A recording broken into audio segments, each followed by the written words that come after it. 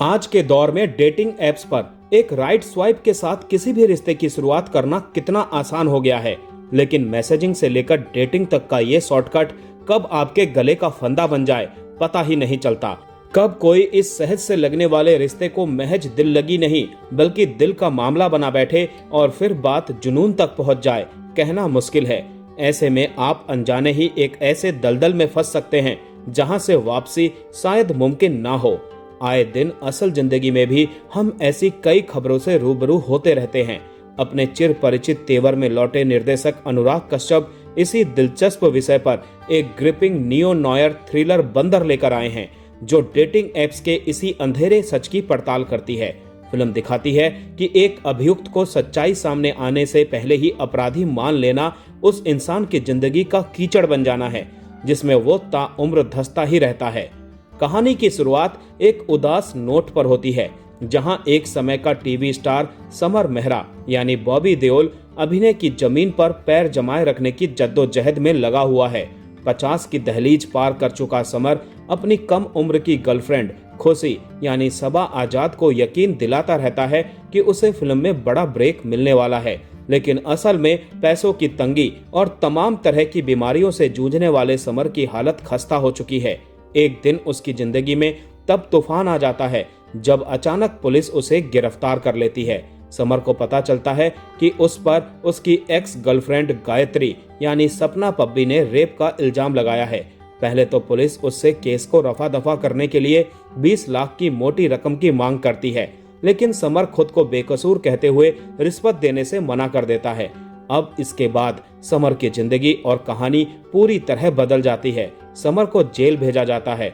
वो कानून, कारावास, सिस्टम, साजिश और बेबसी की एक ऐसी अंधेरी सुरंग में फंस जाता है जहां पर उसके लिए रोशनी की एक भी किरण मौजूद नहीं है। कॉम्प्लेक्स, डार्क और हार्ड हिटिंग विषयों के महारथी अनुराग कश्यप की बंदर बेचैन कर देने वाले विषय पर आधारित है। फिल्म दिखाती है कि एक ढलते हुए स्टार पर रेप का संगीन आरोप लगने के बाद सेलिब्रिटी कल्चर के दौर में कोई व्यक्ति कैसे कानून, मीडिया और पब्लिक ओपिनियन के बीच पिसकर रह जाता है। यह फिल्म एक और घुटन पैदा करती है तो दूसरी ओर लगातार सोचने पर मजबूर करती है। कहानी भले ही एक कथित झूठे रेप केस के इर्द गिर्द घूमती हो, लेकिन इसकी असली ताकत ह्यूमन कॉम्प्लेक्सिटीज की पड़ताल में है। गायत्री अपने रिजेक्शन और इस्तेमाल किए जाने की भावना को स्वीकार नहीं कर पाती, जो उसे बदले की राह पर धकेल देती है, जबकि जटिल चरित्र के नायक के लिए ये आत्मबोध और आत्मविश्लेषण की यात्रा बन जाती है। जब समर ये स्वीकार करता है कि मैं गायत्री को सही तरीके से हैंडल नहीं कर पाया, तो फिल्म केवल आरोप प्रत्यारोप की कहानी नहीं रह जाती, बल्कि रिश्तों और जिम्मेदारियों पर भी सवाल उठाती है।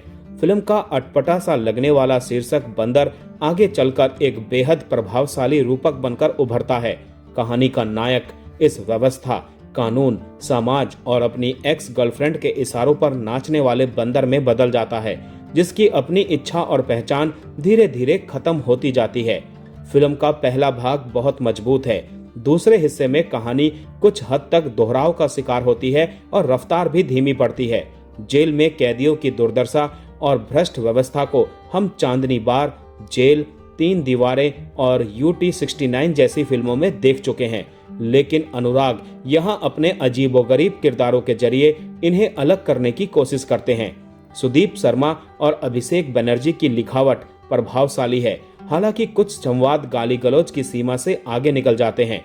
सईद शाह रिजवी का कैमरा वर्क बेचैनी, डर और घुटन को लगातार महसूस कराता है। शिवहरी वर्मा के संगीत में पिंजरा जैसा गीत विडंबनाओं पर तीखा प्रहार करते हैं, जबकि बैकग्राउंड स्कोर पूरे नैरेटिव को मजबूती देता है। फिल्म का क्लाइमैक्स इसे एक शॉक वैल्यू देता है, हालांकि फिल्म में एडिटिंग की गुंजाइश इसे और धार दे सकती थी। नैतिक रूप से जटिल यह फिल्म हल्का फुल्का मनोरंजन की चाह रखने वालों को शायद ना भाए, लेकिन ये उन्हें भी सोचने पर जरूर मजबूर करेगी। बॉबी देओल के बारे में यदि कहा जाए कि वेब सीरीज आश्रम के बाद अभिनेता के रूप में उनका नया जन्म हुआ है, तो अतिशयोक्ति नहीं होगी। उसके बाद वो लगातार निखरते और संवरते चले गए हैं।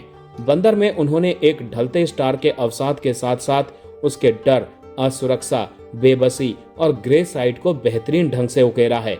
वो फिल्म की सबसे बड़ी ताकत बनकर उभरते हैं। समर की बहन के रूप में सान्या मल्होत्रा छोटी सी भूमिका में असर छोड़ती है। जेल में अपने भाई समर के साथ झगड़े और फ्रस्ट्रेशन वाला सीन खूब बन पड़ा है। दूसरी ओर गायत्री फिल्म के सबसे दिलचस्प किरदारों में से है, जिसे सपना पब्बी ने अपनी सुंदरता और विषमता के साथ यादगार बनाया है।